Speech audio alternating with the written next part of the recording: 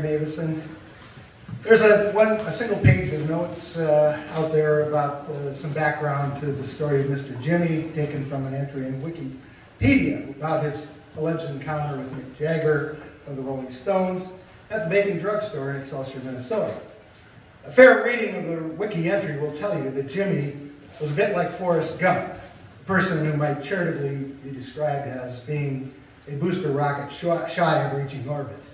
Now, as you may recall, Forrest Gump had a knack for meeting presidents.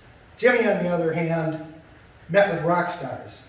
Well, come to think of it, Forrest had that covered too, at least with Elvis. Big Reggie's Danceland was a ballroom across the street from the roller coaster at the old Excelsior Amusement Park. It was definitely not a concert venue.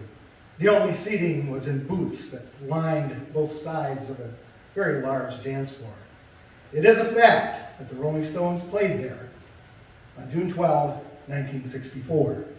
It is also a fact that I was there at that event.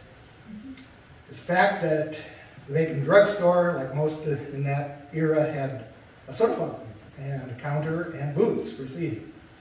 The drugstore was just 4 blocks from Danceland. Now, most of the rest of my story might be considered musical and historical fiction, but this is a play, so you have to suspend your disbelief and just accept all of it. In fact, since I'm not a Republican, there's a pretty good chance that some of it's true. Picture yourself at a 4-minute musical with rock and roll stars and classic old songs. Come with me now on a trip to the 60s. And no, for this trip you don't need your bongs. I'll tell you why we owe our thanks to Mr. Jimmy. I'll tell you why we owe so much to Mr. Jimmy. Yeah. Now, June 12, 1964 was a Friday. And Jimmy, according to the legend, was at the drugstore the next morning. Mick Jagger comes in to get a prescription. Jimmy goes up to him and says how much he enjoyed the band the night before. And then he said he had tried to order a cherry Coke, but they were out. And he says, you know, you can't always get what you want. You know you can't always get what you want. Now, I'm sure that you can appreciate that Chelsea, with only 2 syllables, works a lot better than Excelsior, as in, I went down to the Chelsea drugstore to get your prescription filled. I was standing in line with Mr. Jimmy, and man, he did look pretty ill. We decided that we would have a soda, my favorite flavor, cherry red. Now the song goes on to say that Jimmy spoke only one word, and that word was dead. That's not what really happened. What Jimmy actually said next was, you know, sometimes I just can't get no satisfaction at all. I can't get no satisfaction.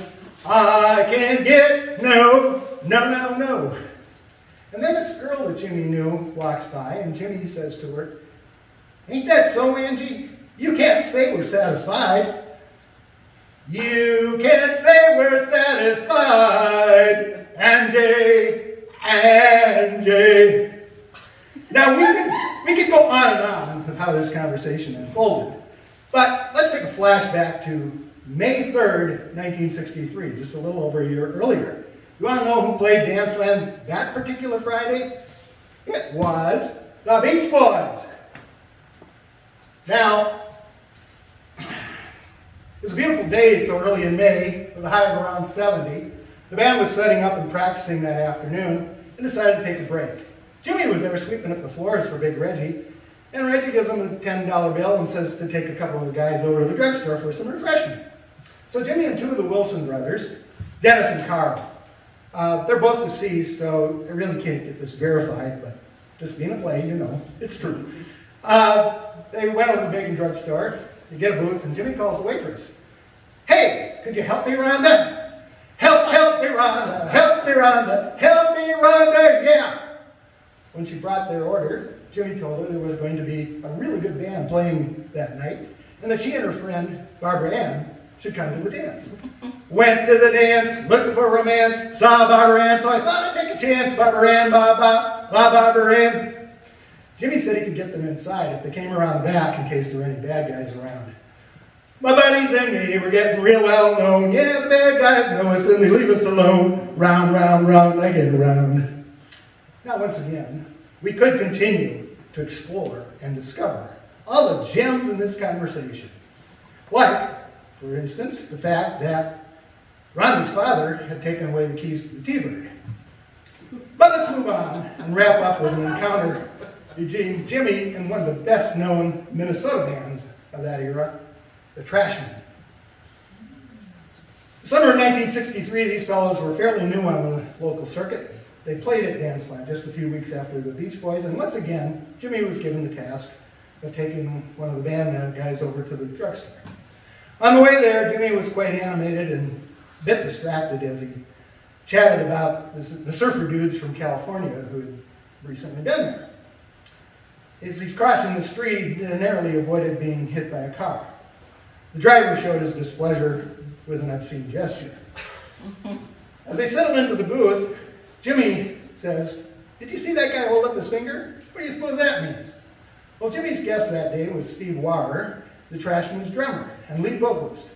And sadly, Steve is gone too. He's died of throat cancer nearly 30 years ago.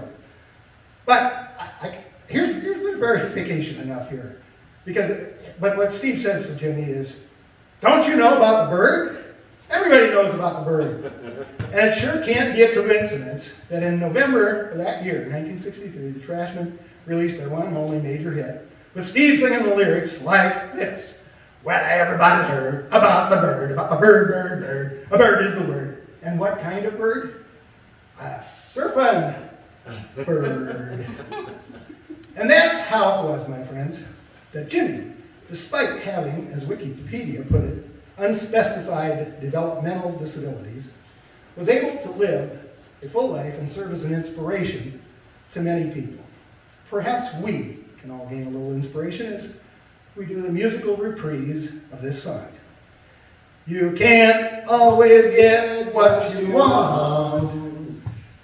You can't always get what you want. Ladies, you can't always get what you want. but if you try sometimes, you just might find you get what you need.